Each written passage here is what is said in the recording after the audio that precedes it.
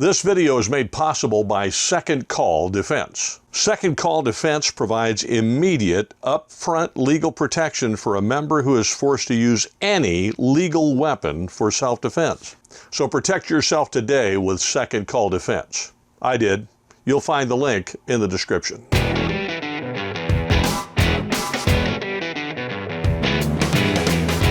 Hi, I'm Joel Persinger. I'm the Gun Guy. Thank you very much for all of your support of GunGuyTV. I really deeply appreciate it. Look, we're in the fight here in California, and you know it because you're watching this channel.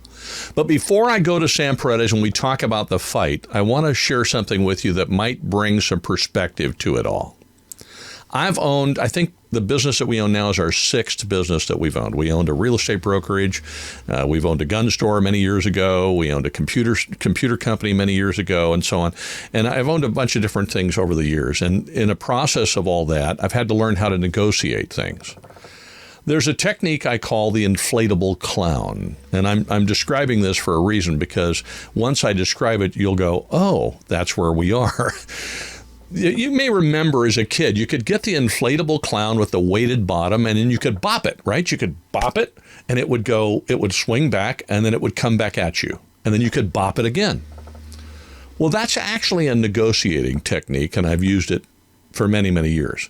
You might say something unexpected in a negotiation. You might demand something unexpected in a negotiation. You might say something very bluntly when you were expected to be kind of nice and beat around the bush. Whatever the case might be, you just bopped the clown. And when you did, it went, and it'll do this. It'll go, oh, and then immediately it comes back, hey, and it comes back with this very strong reaction right back at you again. And that's precisely what you're looking for. That's why you bopped the clown. For a few reasons, not least of which is that when that clown comes back in a negotiation, when that opponent you're negotiating with comes back at you, they're very emotional. They're having an emotional reaction. They're not thinking strategically at that moment. They're not thinking tactically at that moment. And so they tend to make foolish decisions because you bopped the clown. My wife has watched me do this in negotiations so many times that one day she said to me, you really like bopping the clown, don't you? And I said, yeah, I've always liked doing that. And sometimes it worked. And I would say the overwhelming majority of the time, I can't put a percentage on it, but I would say the overwhelming majority of the time, I got what I wanted out of the negotiation. Here's the other part. He who speaks first loses. So let me give you an example of that. You bop the clown, and maybe one way you bop the clown is you say, look, I can't do that for $100K. I'm sorry. There's no way I can do that for you. The minimum I could do that for is about $250,000. And then shut up. And now you have to say to yourself in your head, you have to maintain that composure, say nothing, and realize that he who speaks first loses. And the other side of the table will be going, well, we can't. I don't know if we can. We're talking to each other and they're trying to figure it out, And if they don't get up immediately and walk out, you've already won. They're trying to figure it out. They're doing some math. They might come back and say, well, we can't do, $250,000, but we could do $195,000. But that's the highest we're going to be able to go. And in your head, you were thinking you were asking for $150. And had you spoken first, you'd have given them a heck of a deal and left a lot of money on the table. Again, that's an example of bopping the clown. Bop! And it comes back. You have to wait for it to come back. Why do I describe this to you? Because the Supreme Court of the United States in New York State Rifle and Pistol Association versus Bruin bopped the clown. They bopped the clown in New York. They bopped the clown in California. They bopped the clown in Hawaii. They bopped the clown in all of these very restrictive states. They said not only can you not be may issue, you have to, at minimum, be shall issue. And if you're going to be shall issue, you have to be shall issue like these other 43 states who are shall issue, who simply do a background check. And sometimes they make you take a class. And you got to be a resident of the state. And you got to be a certain age or older, 21 or whatever. And then you get a permit. That's bopping the clown. And they even went further by saying, oh, by the way, and you can't use these judicial balancing tests anymore that you've been using to make sure that the government's right all the time. Oh, rational basis, intermediate scrutiny. No, you don't get to do that anymore. You have to look at the actual text and what it says, and then you have to look at the history and tradition of the country back between right around 1791 and 1865. Not after that. In that area right there. You have to find a law that is similar to the one you want to pass, an analog. And if you can't find one, what you're trying to do would not have been tolerated by our founders, and it will not be tolerated today. So the Supreme Court really took these states and went, pow, and they bopped the clown really hard, and the clown went back. And then in California and in New York, it went, hey! That's what you're seeing right now in these states. That's what the legislature has done. The legislature came out and they wrote a bill, SB 219, and they have just added almost 200 amendments to the thing because they came back emotionally and they said, you can't bop my clown. You can't hit me in the face. This is what I'm going to do. And they threw everything in this bill from soup to nuts because they came back emotionally. They weren't thinking strategically. They weren't thinking tactically. They just weren't thinking. They came back and put everything in this bill all at once. It's a great technique. I've used it a lot over the years, and it works. Now that you know what just happened, here's where we are. I look at this bill, although it's heinous and terrible, I look at this new concealed carry bill, which the governor is going to sign, and is going to make almost the entire state a sensitive place where you can't carry. First of all, it's going to die in the court. It's going to die. But guess what they did? They gave us a big present. They took everything, every restriction they could come up with, and they put it all into one bill, all at once, which means we get to knock them down all at once. Oh, they could have stretched them out over a year or 2 or 3 or 4 or 5 or 6 or 7 or 10. But they didn't, because the Supreme Court smacked the clown and they came back and went, hey! And then all that emotion, they threw it all in there, which means we get to defeat it faster. And we get to establish the Second Amendment jurisprudence around each and every one of those things faster. It's going to be a fight. It's going to take a little time, but it won't take anywhere near as much time as we thought it would because of the bop the clown technique and because the California legislature is either too ignorant or too stupid to recognize what just happened to them. So this can be very frustrating, this process, and I get it. And it can be very aggravating because we want to establish our rights, and I get that too. And we're going to talk to Sam, and he's going to tell us about things that are going to irritate the snot out of us. And it's going to be a longer interview than normal because I did this preamble for you. But as we go through it, I want you to think about that clown being bopped. I want you to think about the response coming back. And I want you to see it for exactly what it is. This is not, I can't say it strongly enough. This is not the eve of victory for the California anti-gunners or the New York anti-gunners or any of those people. It's not. It's the eve of their defeat. And I think they know it intuitively, but they probably aren't yet convinced intellectually. But again, they're not thinking. They're not being strategic. They're not even adopting good tactics. They just got creamed by one of the oldest negotiating tactics in the book. I've been calling it bopping the clown for a long time. But if you read Donald Trump's book on how to make a deal, I forget what he calls it, you'll find that he's been using the same technique, and a lot of people do. They just don't call it what I call it. But it works, and it works a lot. All right, let's go talk to Sam. Sam, thank you very much for joining me again. I know that the incomparable Sam Paredes has been up in, you are the tip of the spear, brother. You've been up in Sacramento, braving the swamp. They think they have a swamp in Washington, D.C. They got nothing on California. It's a swamp. So what are the swamp creatures trying to do to us now? Geez, I'm even sorry I asked the question, but okay, lay it on us. What have they got in store for us in California? There are 2 significant bills working their way through the legislature. AB 1227, which is a bill to add a excise tax on the sale of all guns and ammunition, long guns.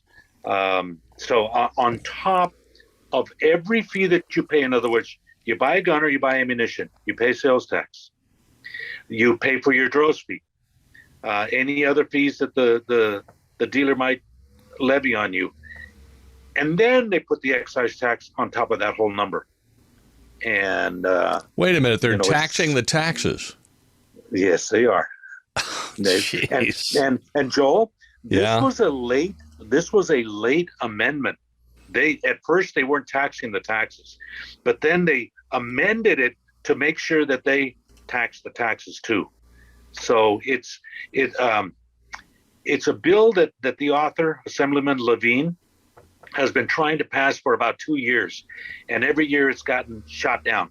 Uh, Mainly because there are some semi-moderate Democrats who represent marginal districts that don't want to be recorded on a tax increase, especially a tax increase against gun owners, because gun owning voters are typically very active. So they've been able to kill it every year. Well, this has been an issue that's been batted around and batted around and batted around. And the swamp is turning into a tar pit. And what's happening is that even the ostensibly pro-gun forces are being fractured. There are some groups that are working to cut out their own interests at the expense of everything else and everybody else. So now Senator Dodd from the Senate, where AB 1227 presently resides, and the guy who's going to be carrying it, Cortese, they've gone to the author and said, what about if we exempt hunters from the tax? Then you might be able to get some of the moderate Democrat votes. And they have accepted that. And last night they amended the bill to say that the excise tax does not apply to anybody with a hunting license. So, of course, that creates unbelievable constitutional questions. Under the 14th Amendment, equal protection of the law, equal treatment, you can't tax a constitutional right, all kinds of things. And the people who are supporting this exemption for the hunters, they are slitting their own throats, because if we have to challenge this in court, and we will, and the court decides that you cannot tax a enumerated constitutional right, that's going to have far-reaching implications. That means that the Pittman-Robertson Fund that everybody is so enamored with, and all kinds of resources go to all the states for wildlife conservation and hunting programs, that could be in jeopardy, as well as the NFA 1934 National Gun Control Act, that may be in jeopardy. So, when I was talking with one of the representatives from one of the hunting groups, and I said, you guys are going to make us challenge even the Pittman-Robertson Fund. And it was like, oh, no, you can't. Hunting will cease to exist in America if we don't have those resources.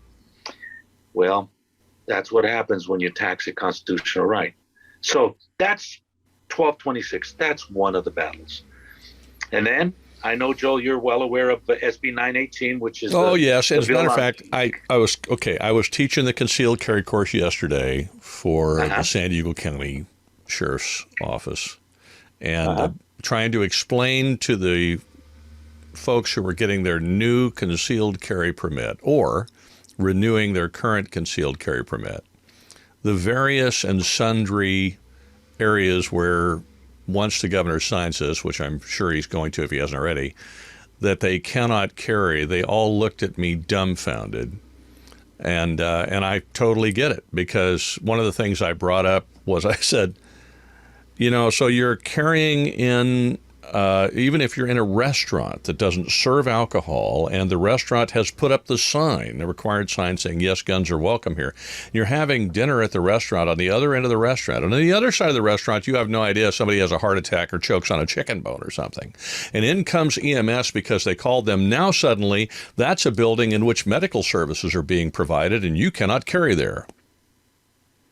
That's correct. And they went, I said, yeah, exactly. And that's the reason why, so you just have to be careful. One of the things I advise them to do, and I'll just say it on the show now, and I've adopted, is my gun has to be really concealed. I can't print, I can't have anything like that, because it's impossible to obey this new law, and you're going to explain it, and then people are going to shake their heads. Sure. Even if you tried not to be in a prohibited area, you're going to end up stumbling into a prohibited area. There's no way getting around it. So is this thing going to die, or is it actually going to become law? It's going to become law. I'm 110% sure that it's going to become law. If you weren't aware, while you were teaching a class yesterday, the legislature amended it again.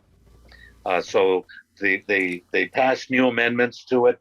I have not been able to review them that yet, astounds me, Sam, because they had like 180 some odd of amendments to that thing in the middle of the night, which is 3 times the normal number or something, isn't it? I mean, that's crazy. Well, what happens is every time that we criticize them and say that this is in direct contravention to a New York State Rifle and Pistol Association versus Bruin, and what Justice Clarence comments clearly gave as the rules, they go back and they amend it to try to show us that they are complying with the laws. One of the amendments was an actual statutory language. It was all in the intent language to show that, well, this is what they said in Bruin and here, and this is what we're doing. This is what they said in Bruin, and here, that justifies what we're doing here. This is what, and they're doing that over and over and over again. Now, this bill has at least 3 sections where it has a severability clause in it. That means that they write in the statute, if any portion of this bill is declared unconstitutional, the rest of it stands as law, as written. So what that tells you when legislators do that is that they are not confident or know full well that their law is going to be declared unconstitutional. So they try to cover their rear ends by doing that. Joel, I don't know where to start as to how bad this is. Is one of the practical aspects of doing that with the severability clauses, that entails then filing a separate lawsuit on each one of these issues? Because if you file a general lawsuit against the whole thing, you're not going to strike the whole thing down. There's portions of it that are probably going to remain. But then, Chuck Michelle over there at Michelle and Associates is then saddled with filing a dozen lawsuits or more to go after this thing, or am I misreading it? No, that is definitely one of the things that all of our, brainiac legal beagles are mulling over right now, and I appreciate them, and I pray for them, and I want to pay for pizza and beer to be sent to them regularly so they don't have to leave their homes. I'll sign up for a pizza and beer delivery. No problem. Yeah. That is one thing, but this is so significant that it may be challenged in its entirety because it is so egregiously unconstitutional. So, first of all, Senator Portantino is not bright enough to know his own bill. This is being pushed by the Attorney General's office with the support of the Governor's office. Senator Portantino, what he knows about guns and gun laws, you can fit into the tip of this pencil. So he's a zealot. He's a messenger, a true believer, a fellow traveler, and he is the guy there to push this gobbledygook. And then he comes out with platitudes. Oh, we're just going to save the children. If we don't pass this, lives are going to be taken away, and people are going to die in the streets, and CCW holders. More guns in society will definitely means more deaths, more murders. They're not interested in what happens in other states unless they can characterize it and twist it to make their point that guns are bad. When we criticized them and said that the Supreme Court said that those states that don't have shall issue concealed carry permits schemes, they have to be go to a system that's analogous to the 46 other jurisdictions that do have CCW shall issue that is totally objective.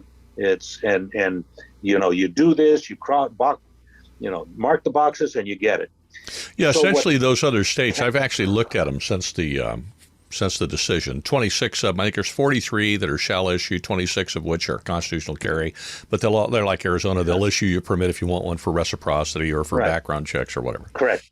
But each and every one of those, some of those require a class. Some of them, I think Nevada does. Some of them require class. Some of them require and Utah does. Some of them require just evidence of training. Arizona and Florida, I think, are like that, where you provide them with a cert saying you went to a NRA course or something, or you provide them a copy of your DD-214 if you were in the military or whatever. They just want evidence of training. But in each case, it basically comes down to some modicum of training. Are you a prohibited person or not? And are you a resident of that state? And are you over 21? Or whatever the age limit is in that particular state. So as long as you're within the age bracket and you're not a prohibited person because they did a criminal background check and you've met the training requirement if there is one, done. And I read the decision just as you did, and I read the concurring opinions just as you did, and my understanding was that these restrictive states were given permission. They were basically told by the Supreme Court they could have, if you want to issue a license, you can. But if you're going to do it, it has to be likened to these other 43 states. Yes. And that certainly is not where they're going by any stretch of the imagination. So the question, Joel, let me tell. How do we go about fighting this? Oh, I'm sorry. Go ahead. I don't mean to interrupt you. No. Let me tell you what they did is they went to all of the other jurisdictions, and they cherry picked any aspect that was an anomaly or was potentially not the best case situation. They compiled all of those cases, some of them that don't occur except in one state, and they said, now we're doing it the way these other 40 plus states are doing it, and this is what we're doing with this bill. So yeah, it's a major stretch. That's all I gotta say. That's a big stretch. Please. If you were to give this law odds of surviving a court challenge, what are the odds that it actually survives in total? You're always wise to be cautious in your estimation of what might happen in the future. So I'm going to be cautious. I think there is zero chance that this law is going to stand up in court at all. In all of its provisions, I think that the court is going to realize that the state of California has become defiantly, indignantly rejecting of the Supreme Court and what it directed. They are so going off the reservation on this thing, I'm Mexican. I have Indian blood, so when I'm going off the reservation. Anyway, you can cut that out if you want. No, I'll leave it in there. What the heck? I started off with a Spanish statement this morning, La lucha continúa. The fight continues, right? So no, I totally get it. I totally get it. The state of California is just flipping both middle fingers to the Supreme Court and saying, we're California. We're going to do whatever the HE double hockey sticks we want to do because we're California. And we know what's right, regardless of what you guys think. And then we'll see you in court. Of course, we are 100% sure that we are going to win these issues in court. It couldn't be more clear, Joel. The fact that, when Justice Thomas says you cannot declare the entire island of Manhattan as a sensitive place. So what did the Attorney General and Portantino and Gavin Newsom do in the state of California? They basically declared most of the state of California, anywhere where people live, a sensitive place. 1,000 times bigger than 2,000 times bigger than the state of Manhattan. It is impossible for a law-abiding citizen to go from their house to their business or to the hunting fields or to the gun range without breaking the law, according to the sensitive places that are included in this law. So it's absolutely ludicrous. And some of the provisions that they're emphasizing here is that we can carry, of course, if we've been drinking, if we are on controlled substances, and get this, medication. No precursors or postcursors on medication. So medication, under the definition of medication, includes aspirin, ibuprofen, statin drugs, cholesterol Well, so wait a minute. If they're drugs. talking about medication, but they didn't define it? They defined it by using the most broad term you can possibly use. They wanted everything, and they know So if exactly.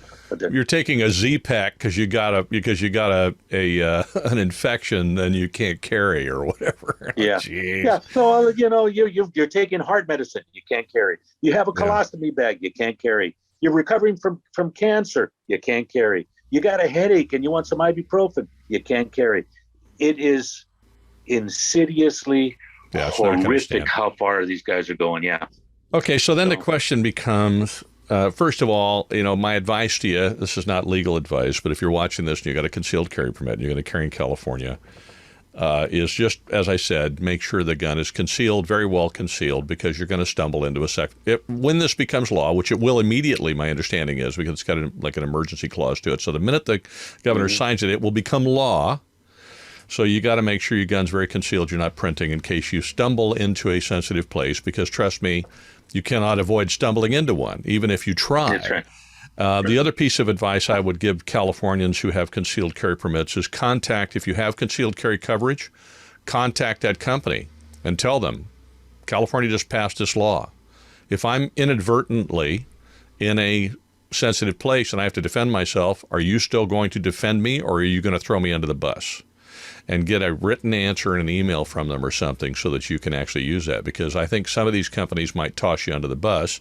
Some of them will continue to defend you, and you're going to want to make that phone call. Sam, this thing is not going to survive. I realize that, but obviously it's going to take a little time to get rid of. What's your prognosis as far as how long this thing is going to be around? Well, we've been working with Chuck Michelle and CRPA together on this issue where we've already got probably most of the plaintiffs that we are going to need to file an immediate lawsuit asking for emergency stays or TROs, whatever it is we need to do to prevent this law from going into effect. Of course, Joel, they don't do that for free, but we are kind of betting on the come that our folks will support our efforts to fund these efforts that are frankly going to save their lives. And that, I mean, Joel, you cannot be strong enough to convey to people how many areas they can't carry with. They can't carry in restaurants if they serve alcohol. They can't carry at gas stations if they sell alcohol. They can't carry in grocery stores. They can't carry in any of the drug stores. I'm going to make it worse. I looked at one draft of this, and this may have changed. But at the moment, currently, as this is being recorded, you can carry in a business unless the business posts no firearms or no weapons allowed, and it has to be a legal posting, or unless they let you know, no, you can't carry here, or you have to be informed. But this bill, my understanding is, reverses that, so there has to be a positive announcement in the form of a prescribed sign saying firearms are allowed here. So now it has to be, it is assumed that firearms are not allowed and you're in violation if a business does not choose to post an affirmative sign welcoming firearms. So immediately, come on, how many businesses are going to go to the expense to do that? Well, I'll tell you exactly how many. None. Just the same number that go to the trouble to post no firearms.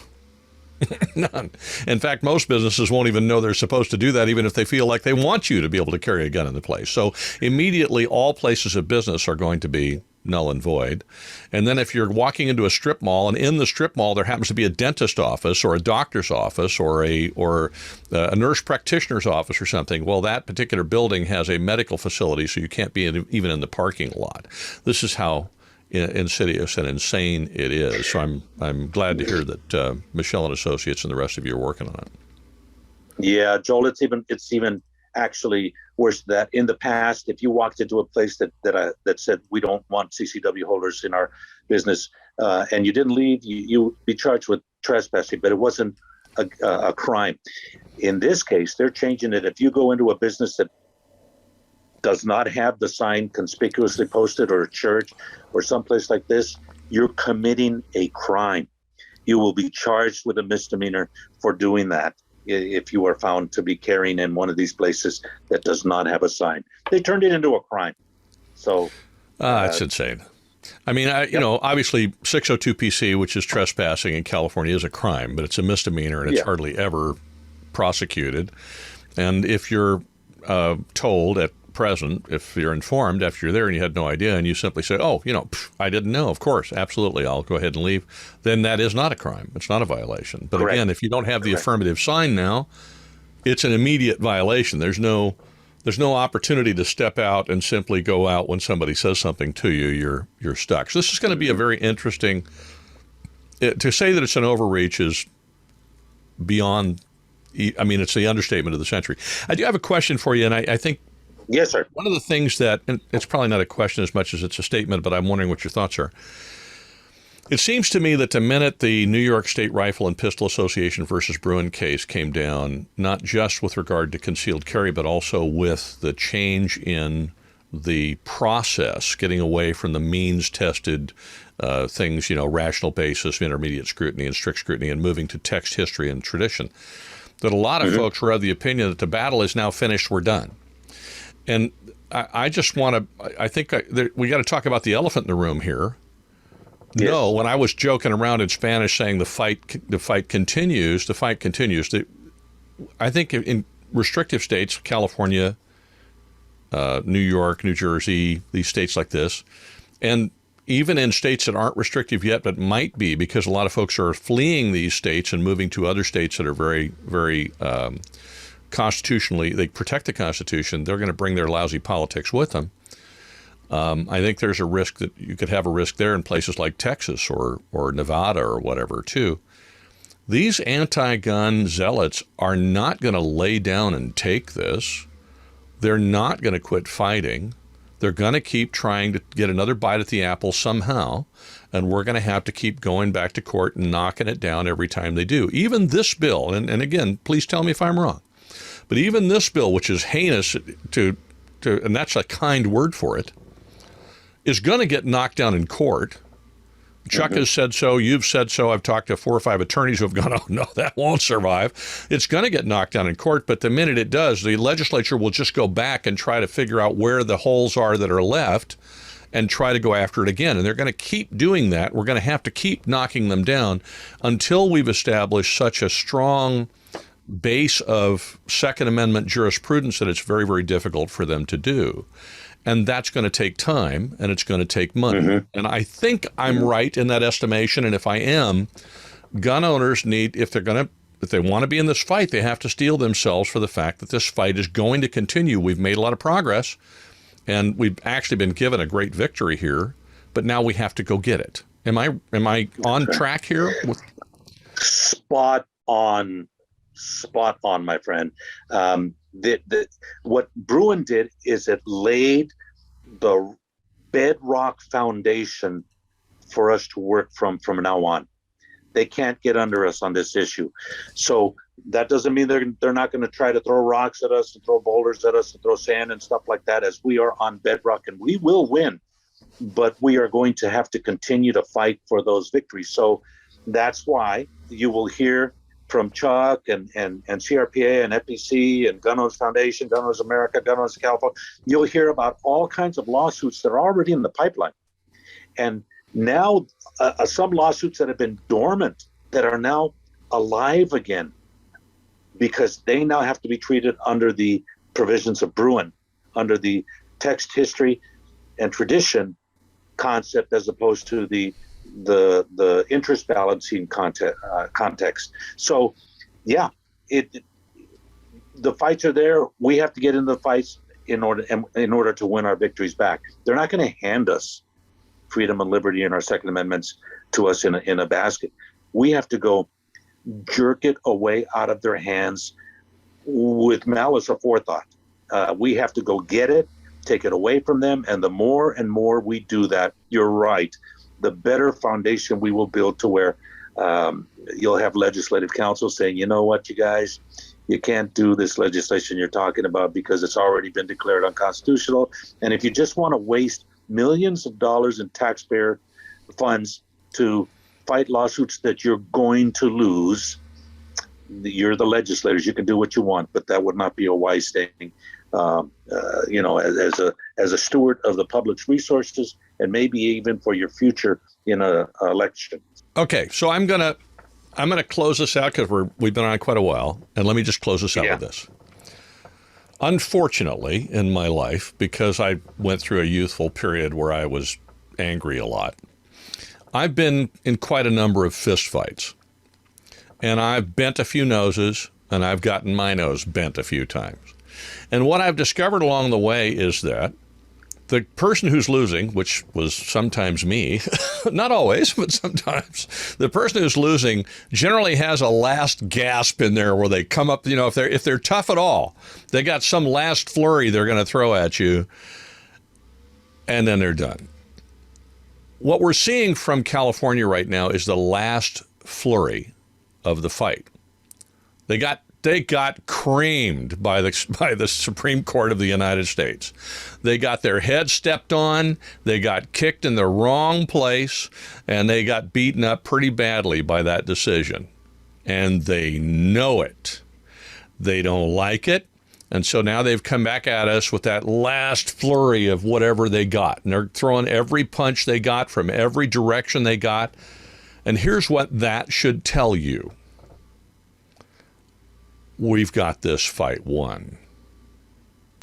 They're doing everything they can. I get it.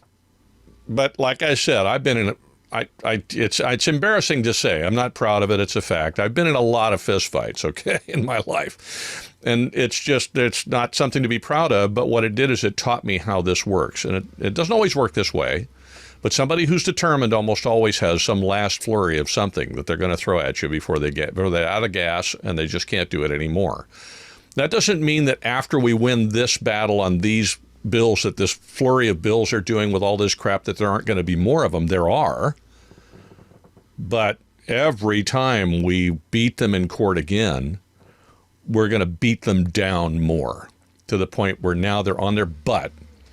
They can't get up, and they're still trying to fight.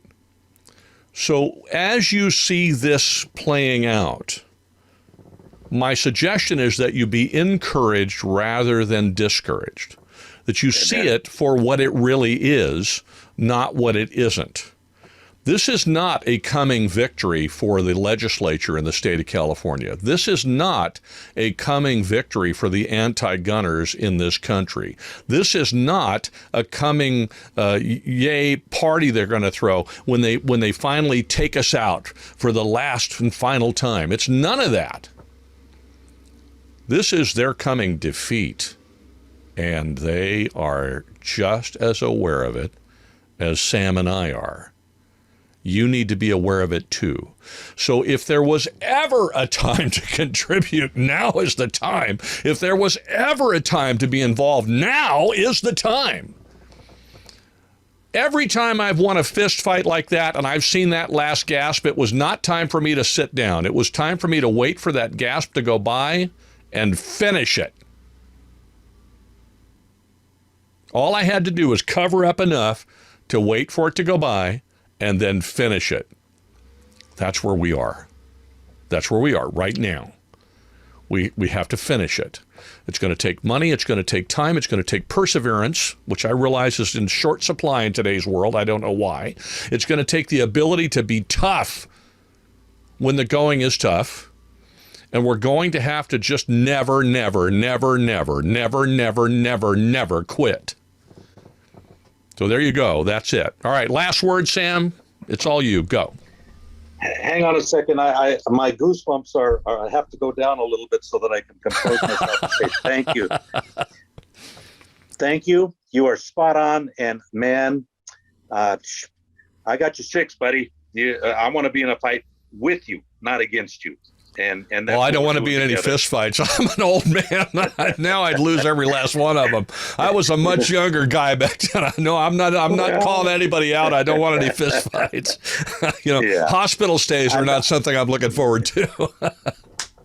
Then figuratively. Okay, we'll get into legal fights and like that with you, brother. That's for sure. spread the word. Let everybody know. Get them to listen to this podcast and the previous podcast that Joel's done with Chuck and Rick and all of the folks that are talking about what's going on here in California. We are on a tidal wave swell, and we're going to come crashing down on the leftist anti-gunners. And we want to come crashing down standing on our feet. We don't want to tumble and get all beat up on the way down. So stick with us. Stay informed. Contribute when you can. Gather with other people, like-minded people, so that you can encourage each other and let everybody know what's going on with the truth. So God bless you. Thank you. I appreciate you very much, Joel. I appreciate you too, brother. Have a great week and stay safe, okay? Yes, sir. Thank you very much for all of your support. I know it was a long interview, but I think it was a good one. Stay in the fight. We're in a really good spot right now. It doesn't feel like it. I get it. And people in today's world, they don't want to persevere and they don't want to stick with it. But I'm going to urge you, stick with it. We are in exactly the right position to have victory right now. We don't have it yet, but we will. We're in a great spot. We're about to cream them. For all the reasons I explained in the interview when I talked about all the fist fights that unfortunately I've been in, which I'm not proud of. But at least it gives me an ability to give you an analogy that actually works. The fact that I talked about the inflatable clown at the beginning, recognize exactly what's happening here in California, and then get in there and support, get in there and help with the fight, and let's change the culture and get it back to where it's supposed to be. Thank you very much for watching. Have a great week, and wherever you go, whatever you do, stay safe.